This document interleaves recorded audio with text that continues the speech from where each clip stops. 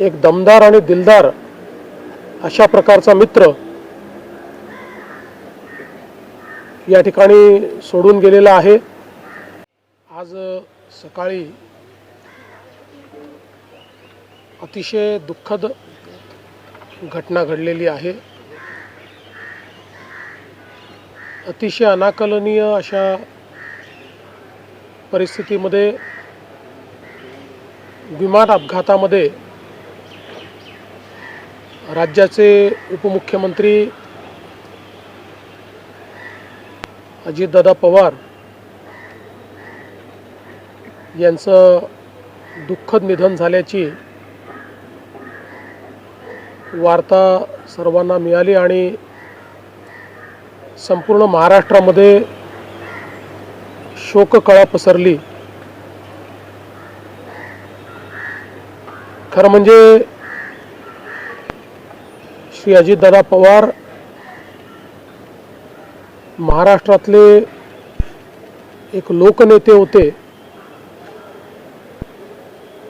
आणि महाराष्ट्राच्या कानाकोपऱ्याची माहिती असलेला, महाराष्ट्राच्या प्रश्नांची जाण असलेला अशा प्रकारचा हा नेता होता की ज्यांच्याबद्दल जनसामान्यांमध्ये प्रचंड मोठी आस्था होती। अजितदादा एक अतिशय संघर्षशील अशा प्रकारचं नेतृत्व होतं आणि सर्व परिस्थितीमध्ये न डगमगता पुढे जाणारं अशा प्रकारचं व्यक्तिमत्व होतं। महाराष्ट्राकरता आजचा दिवस हा अतिशय कठीण दिवस आहे, कारण अशा प्रकारचं नेतृत्व तयार व्हायला अनेक वर्ष लागतात आणि ज्यावेळी महाराष्ट्राच्या विकासामध्ये अतिशय महत्त्वपूर्ण योगदान ते देत होते, अशा काळामध्ये त्यांचं निघून जाणं हे अविश्वसनीय आहे, मनाला चटका लावणार आहे।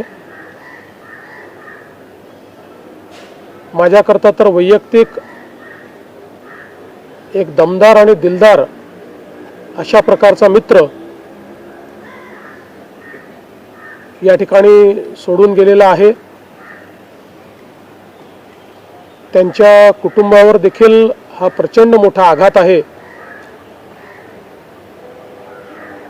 मी आणि एकनाथराव शिंदे साहेब आम्ही लवकरच बारामतीकडे निघणार आहोत। सकाळपासून मी सगळ्यांच्या संपर्कात आहे। माननीय प्रधानमंत्री महोदय, माननीय गृहमंत्री महोदय सर्वांशी चर्चा करून त्यांनाही घडलेल्या परिस्थितीची सगळी कल्पना मी दिली आहे। त्यांनीही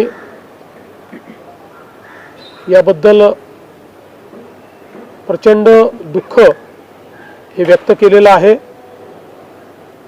एकूणच देशातच या संपूर्ण प्रकरणामुळे हळहळ पसरलेली आहे। पुढच्या सगळ्या गोष्टी ज्या आहेत त्या परिवाराशी चर्चा करून ठरवण्यात येतील। सकाळी सुप्रियाताईंशी माझं बोलणं झालं, त्यानंतर पार्थ पवारांशी माझं बोलणं झालं। एकदा संपूर्ण परिवार बारामतीला पोचल्यानंतर पुढच्या सगळ्या गोष्टींचे निर्णय हे त्यांच्या संमतीने घेतले जातील। महाराष्ट्रामध्ये आज शासकीय सुट्टी आम्ही घोषित केलेली आहे आणि त्यासोबत 3 दिवसाचा दुखवटा देखील जाहीर करण्यात आलेला आहे। पुढच्या सगळ्या बाबींची कल्पना ही आपल्याला लवकरच देण्यात येईल. पण मला असं वाटतं की कधीही भरून न निघणारं अशा प्रकारचे नुकसान आहे. महाराष्ट्रातनं असे लोकनेते गेल्यानंतर जी पोकळी तयार होते ती भरून काढणं हे अतिशय कठीण आहे. आणि निश्चितच इतक्या सोबत, इतक्या जवळून आणि इतक्या संघर्षाच्या काळात एकत्रित काम केलेलं आहे की त्यातनं खरं तर अशा गोष्टीवर विश्वास ठेवायलाच मन तयार होत नाही. तर पुढच्या ज्या काही गोष्टी जशा ठरतील तसं आपल्याला कळवण्यात येईल.